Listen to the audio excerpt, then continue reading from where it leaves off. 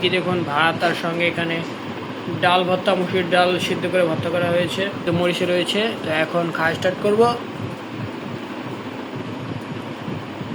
বিসমিল্লাহ।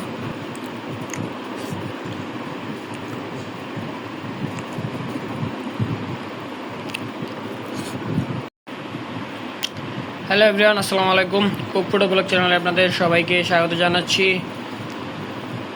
আজকের ব্লগে নিয়ে এসেছি কি দেখুন ভাত, তার সঙ্গে এখানে ডাল ভর্তা, মুসুরির ডাল সিদ্ধ করে ভর্তা করা হয়েছে, সঙ্গে এখানে একটি সিদ্ধ মরিচে রয়েছে। তো এখন খাওয়া স্টার্ট করব।